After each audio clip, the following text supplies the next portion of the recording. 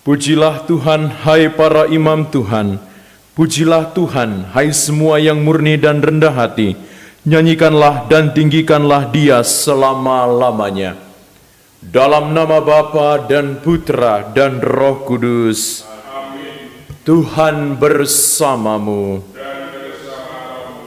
Bapak, Ibu, Saudara-saudariku yang terkasih dalam Yesus Kristus, hari ini kita merayakan peringatan wajib Santo Padre Pio, seorang biarawan Kapusin, seorang mistikus dalam gereja Katolik yang dikaruniai begitu banyak karunia rohani. Salah satu karunia rohani yang sangat terkenal dari Padre Pio adalah karunia stigmata, yaitu bisa merasakan atau mengalami luka-luka penderitaan Yesus. Mari kita hening sejenak, kita siapkan hati kita supaya kita layak dan pantas untuk mengikuti perayaan Ekaristi ini. Menyadari segala kedosaan dan ketidakpantasan kita di hadapan Tuhan, mari kita ungkapkan dengan doa tobat. Saya mengaku kepada Allah yang Maha Kuasa dan kepada saudara sekalian bahwa saya telah berdosa dengan pikiran dan perkataan, dengan perbuatan dan kelalaian. Saya berdosa, saya sungguh berdosa. Oleh sebab itu saya mohon kepada Santa Perawan Maria, kepada para malaikat dan orang kudus,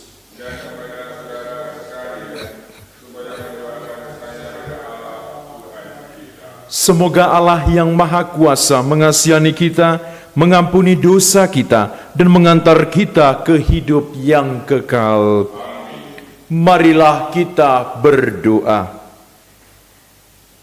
Allah yang Maha Kuasa dan kekal, Engkau telah menganugerahi Imam-Mu Santo Padre Pio rahmat untuk berbagi dalam salib Putra-Mu. Engkau juga telah memperbaharui pelayanannya dengan rahmat belas kasih-Mu.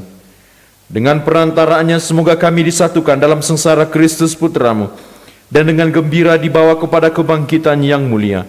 Sebab Dialah Tuhan dan pengantara kami yang hidup dan bertahta bersama Dikau dalam persekutuan dengan Roh Kudus, Allah sepanjang segala masa. Amin. Mari kita mendengarkan sabda Tuhan.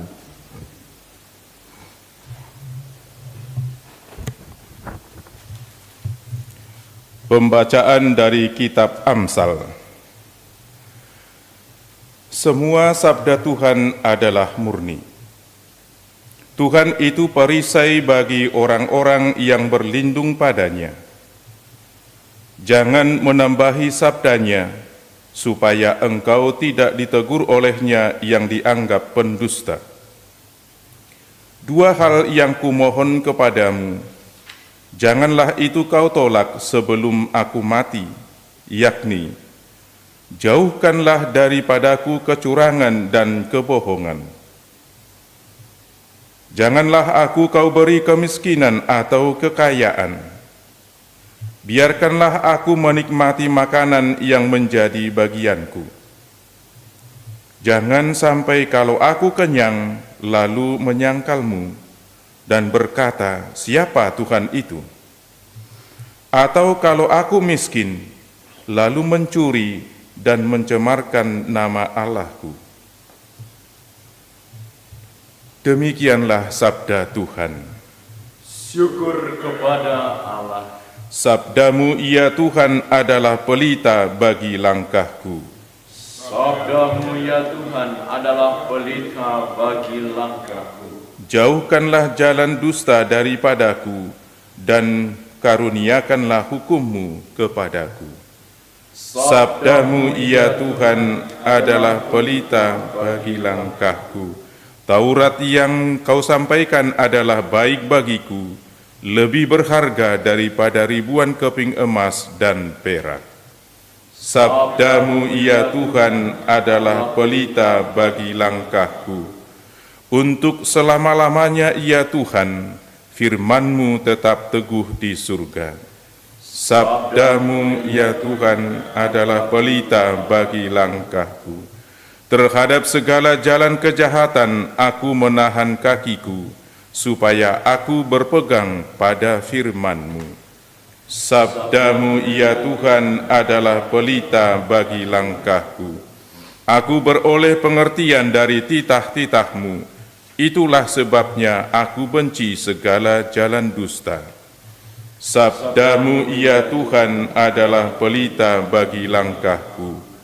Aku benci dan merasa jijik terhadap dusta, tetapi hukum-Mu ku cintai. Sabda-Mu ya Tuhan adalah pelita bagi langkahku. Haleluya, haleluya, haleluya, haleluya. Kerajaan Allah sudah dekat.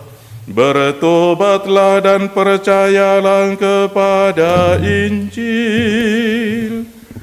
Haleluya, haleluya. Tuhan bersamamu.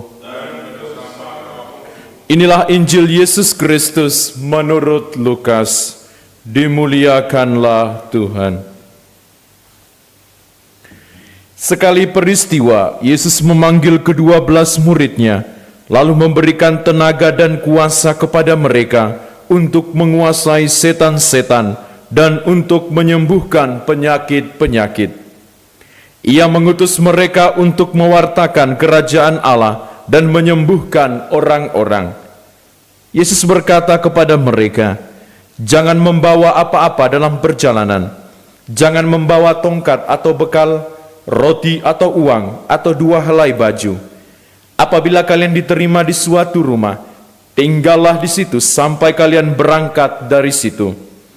Dan kalau ada orang yang tidak mau menerima kalian, keluarlah dari kota mereka, dan kebaskanlah debunya dari kakimu sebagai peringatan terhadap mereka." Lalu pergilah mereka dan menjelajah segala desa, sambil memberitakan Injil, serta menyembuhkan orang sakit di segala tempat. Demikianlah Injil Tuhan.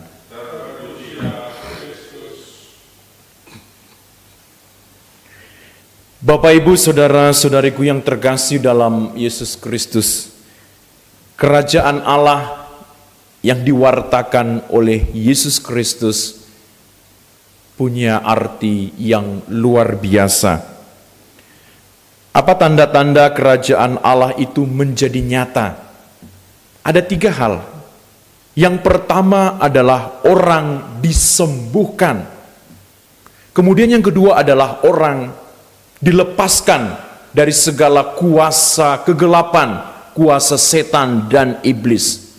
Kemudian yang ketiga adalah orang diutus dengan semangat kelepasan.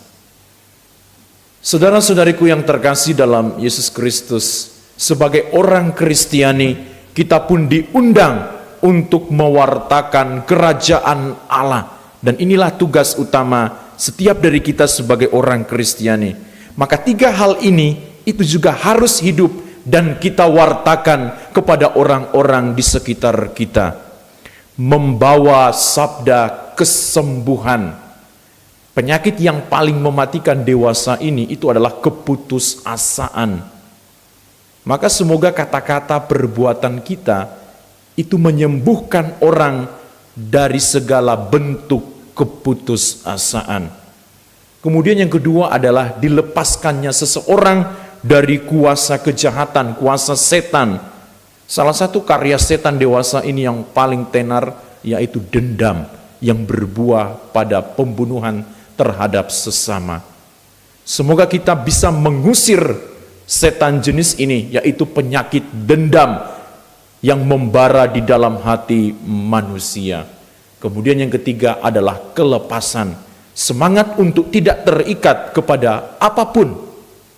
Tuhan tidak melarang kita untuk memiliki apapun, tetapi itu semua adalah sarana yang memampukan kita, yang membuat kita untuk mampu mewartakan kerajaan Allah, tetapi bukan tujuan.